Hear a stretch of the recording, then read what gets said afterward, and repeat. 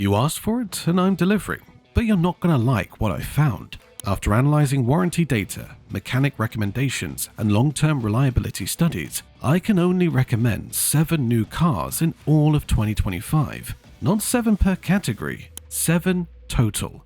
Period. One commenter said, "No more good cars, everything is about money."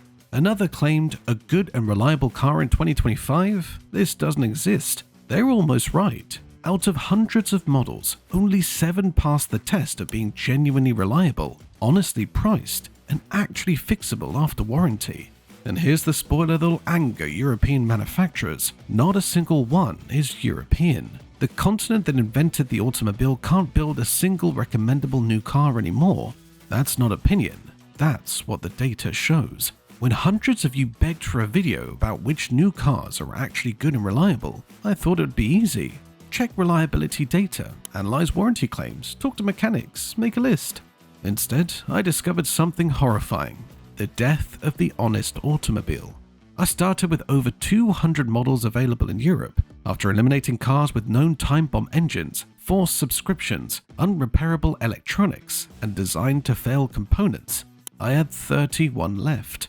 After checking real-world reliability data and repair costs, that dropped to 14. After confirming parts availability and independent repairability, only 7 survived.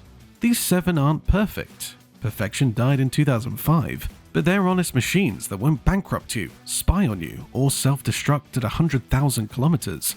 They're the last bastion of automotive integrity in a world of planned obsolescence. If you're actually planning to buy a new car in 2025, or trying to talk someone out of buying the wrong one, smash that subscribe button right now, because this list could save you from a €30,000 mistake. Starting at number 7, the Mazda CX-30, but only with the naturally aspirated 2.0 Skyactiv-G engine. Not the turbo, not the diesel, not the hybrid. The basic 2.0 petrol that everyone calls underpowered is the only one worth buying. Why? Because Mazda didn't ruin it with complexity. No turbocharger to fail at 80,000 kilometers, no cylinder deactivation to destroy the engine, no mild hybrid system to brake expensively, just a simple, overbuilt engine that mechanics compare to 1990s Toyota reliability. The numbers support this. Which reliability surveys show the naturally aspirated CX-30 has 73% fewer problems than the category average. The engine uses a timing chain, not a belt. Port injection, avoiding carbon buildup, and conventional automatic transmission, not CVT or DSG nonsense. Real-world owner data from Japan, where 100,000 kilometer examples exist, shows virtually 0 major failures. Oil consumption? None. Timing chain issues? None. Transmission problems? None. It's almost boring how reliable it is, which is exactly what you want. The interior avoids the touchscreen disaster plaguing everyone else. Physical controls for climate, real buttons for audio, a rotary controller for infotainment that doesn't require looking away from the road. Mazda understood that buttons work and screens kill. Price is the catch. Starting at €28,000, it's not cheap. But factor in the reliability, the 7-year warranty available in many markets, and resale values holding at 68% after 3 years, versus 45% for a Volkswagen T-Cross, and it's actually the cheapest car here long term. One Munich mechanic told me, the naturally aspirated CX-30 is what I recommend to my own family. It won't excite you, but it won't betray you either. Number 6 is the Toyota Corolla Hybrid Sedan, specifically the sedan, not the touring wagon, and definitely not the GR Sport. The basic hybrid sedan that journalists call boring is the most reliable new car sold in Europe. Toyota's hybrid system is now 25 years old and bulletproof. The electric motors have no brushes to wear. The eCVT has no clutches to burn. The engine runs the efficient Atkinson cycle. Everything is understressed, overbuilt, and proven over billions of kilometers worldwide. Consumer Reports data shows the Corolla Hybrid has the lowest problem rate of any vehicle sold in America, 3 problems per 100 vehicles. For context, the Mercedes C-Class has 67 problems per 100. That's not a mistake. The Toyota has 95% fewer issues. The 1.8 hybrid powertrain avoids every modern disaster. No turbo, no direct injection, it's port injected. No stop-start system wearing out starters, no dual clutch transmission, no diesel emissions equipment. It's an engineering rejection of everything that fails. But here's why specifically the sedan. Lighter weight means less stress on components. The touring wagon's extra 100 kilograms reduces efficiency and increases brake wear. The GR Sport suspension modifications introduce complexity. The basic sedan is peak simplicity. Real-world consumption of 3.8 liters per 100 kilometers means you'll save thousands in fuel while others repair their efficient diesels. One taxi driver in Hamburg has 300,000 kilometers on his 2019 Corolla Hybrid. Only oil changes and tires. Nothing else. It just works. Toyota's 10-year hybrid battery warranty, if serviced at dealers, removes the one concern people have. Even without warranty, battery replacement costs €1,800, less than one DSG service. And number 5, the Honda Civic, but only the base 1.5 VTEC with manual transmission. Not the R-Type, not the automatic, not the hybrid. The poverty spec model journalists ignore is the gem. Why manual? Because Honda CVT, while reliable, is joyless and expensive if it fails. The manual is bulletproof, engaging, and costs €300 for a clutch replacement versus €3,000 for CVT issues. It's also €2,000 cheaper initially. The 1.5 VTEC Turbo had early issues with oil dilution, but Honda fixed it in 2020 with software updates and hardware revisions. Post-2020 models showed no significant problems in TUV inspections. It's a simple turbo setup. Single scroll, conventional wastegate, no fancy variable geometry. What makes the Civic special is Honda's commitment to physical controls. No capacitive buttons, no critical functions buried in menus. The climate control has 3 knobs that work perfectly. It's like Honda actually asked humans what they wanted. Space and practicality embarrass cars costing twice as much. Rear seats fit actual adults. The boot swallows 478 liters. Visibility is excellent because Honda prioritized function over aggressive styling. It's a car designed by engineers, not stylists. Japanese build quality remains evident. Panel gaps are tight and consistent. The interior plastics are hard but durable. They'll look identical in 10 years. No fake carbon fiber or piano black to scratch. Just honest materials that age gracefully. The naturally aspirated 1.5 was even better for reliability, but emissions regulations killed it. The Turbo 1.5 is Honda's compromise, adding only essential complexity. One Amsterdam mechanic noted, "Civics don't come back except for service. They're almost boring for mechanics." Number 4 might shock you. The Suzuki Swift base model. At €18,000, it's the cheapest car on this list and paradoxically one of the most reliable. This is what honest, basic transport looks like in 2025. The 1.2 dual-jet engine is naturally aspirated, port-injected simplicity. No turbo, no direct injection, no cylinder deactivation. It makes 83 horsepower, which sounds pathetic until you realize the Swift weighs just 940 kilograms. It's adequately quick and averages 4.5 liters per 100 kilometers without hybrid complexity. Suzuki's approach is beautiful.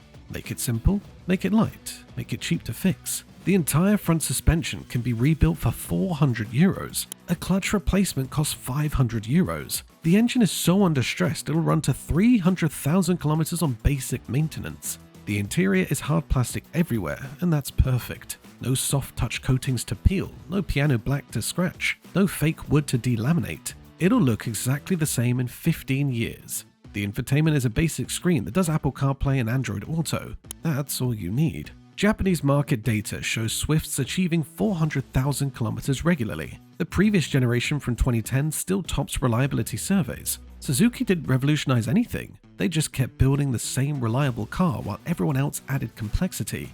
But here's the real beauty. It's completely fixable by anyone. No encrypted ECUs, no proprietary diagnostics. Any mechanic with basic tools can maintain it. Parts are cheap and available everywhere. It's automotive democracy. One Warsaw mechanic said, "The Swift is what every manufacturer could build, but won't. It proves reliable transport doesn't need to cost €30,000.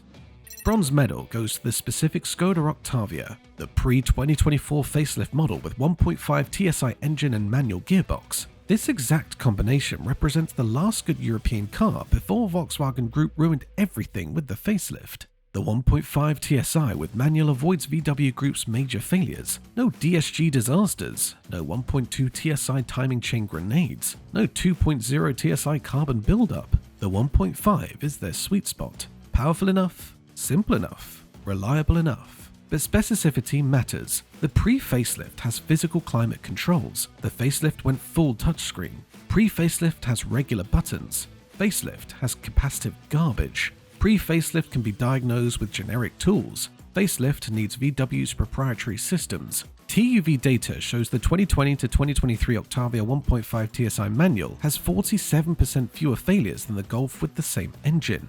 Why? Skoda's Czech factory has better quality control than Wolfsburg, less automation, more human inspection, fewer defects. The Octavia's practicality is unmatched at the price. 640-litre boot embarrasses SUVs costing twice as much. Rear legroom beats executive sedans. The estate version is even better but slightly less reliable due to weight.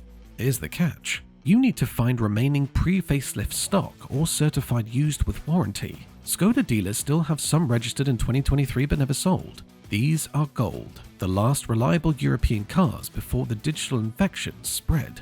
A Prague mechanic confirmed the 2020 to 2023 Octavia 1.5 manual is the last VW Group car I'd buy with my own money. Everything after is touchscreen nonsense. Runner-up is controversial but correct. The Mazda MX-5 2.0 manual. Yes, a sports car made the reliability list because Mazda built a sports car that actually works, doesn't break, and can be fixed anywhere. The naturally aspirated 2.0 is under-stressed perfection. No turbo, no hybrid, no complexity, just 184 reliable horsepower that'll run forever. The manual gearbox is one of the best ever made, precise, unbreakable, and cheap to replace the clutch. Owner forums show MX-5s reaching 300,000 kilometers with just maintenance. The previous generation from 2005 still tops reliability charts. Mazda didn't add technology, they perfected simplicity. While Germans add fake engine noise, Mazda kept real engines. The soft top is manual on base models. No motors to fail, no sensors to break. It takes 5 seconds to operate and will work identically in 20 years. The electric roof on high trims is unnecessary complexity to avoid. Practicality is obviously limited, but impracticality is honest. It doesn't pretend to be an SUV. It's a pure sports car that happens to be more reliable than any German family sedan. That's the real joke on Mercedes and BMW. Parts availability is excellent. Aftermarket support is massive. Any mechanics can work on it. Insurance is reasonable because they don't crash often. Enthusiast owners actually care. Resale values are the strongest of any sports car. One Rome mechanic laughed. The MX is more reliable than a Golf. How embarrassing for Volkswagen that a sports car beats their sensible hatchback. And the number one new car worth buying in 2025, the only small SUV that isn't a disaster, the Toyota Yaris Cross Hybrid. Not exciting, not premium, not particularly attractive, just the most reliable new car you can buy in Europe. The drivetrain is Toyota's proven 1.5 3-cylinder hybrid, the same system in taxis doing 500,000 kilometers. No turbo to fail, no diesel complications, no dual clutch disasters. Just electric motors, a simple CVT, and an under-stressed engine. But why the Yaris Cross over the regular Yaris or Corolla? Ground clearance for real-world Europe. Speed bumps, curbs, winter conditions. The extra height prevents expensive underbody damage. It's practical reliability, not style-driven SUV nonsense. Toyota's build quality remains unmatched, which shows 3-year-old Yaris Cross models have 89% fewer problems than the category average. That's not just better, it's a different universe of reliability. Your German neighbors will spend more on repairs than you spend on fuel.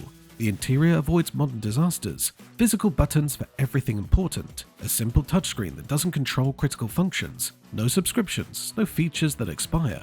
Buy it once, own it forever. What a revolutionary concept. The hybrid battery warranty extends to 10 years if serviced at Toyota dealers, but even without warranty, replacement costs €1,800, less than one Mercedes brake job. And these batteries are lasting 15 years in older Toyotas. Prices start at €30,000, which seems expensive for a Yaris, but factor in fuel economy at 3.8 litres per 100 kilometers in real-world driving, reliability with virtually zero failures, and a resale value of 72% after 3 years, and it's the cheapest car here for over 10 years. A Copenhagen mechanic summarized perfectly. The Yaris Cross Hybrid is transportation perfection. It won't excite you, impress your neighbors, or win races. It'll just work every single day for the next 20 years. And there you have it, the only 7 new cars worth buying in 2025. Out of hundreds of models, only 7 pass basic reliability and honesty tests. That's not curation, that's catastrophe. Notice what's missing? Every single European brand. BMW, Mercedes, Audi, Volkswagen, Peugeot, Renault, Fiat, none made the list. The continent that invented the automobile can't build a single recommendable new car. They've chosen complexity over reliability, subscriptions over ownership, planned obsolescence over engineering excellence. The comments were right. There are almost no good new cars left. One viewer said, "Everything is about money," and they're correct. Manufacturers prioritize quarterly earnings over quality, subscription revenue over reliability, forced replacement over longevity. These 7 cars aren't perfect. They're compromises in a world where honest engineering is nearly extinct. They're boring because excitement now means expensive failure. They're mostly Japanese because Japan still respects customers while Europe exploits them. If none of these 7 work for you, here's my honest advice. Buy a 20-year-old car and maintain it. A 2005 anything is better than a 2025 European car. That's not nostalgia. That's mathematical fact based on failure rates, repair costs, and actual ownership experience. The automotive industry wanted me to recommend dozens of cars, validate their complexity, and enable their exploitation.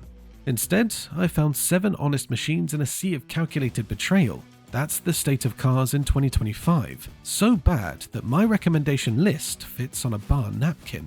Which of these 7 surprises you most? Are you giving up on new cars entirely? Share your thoughts below, because your experiences are writing the obituary for the honest automobile.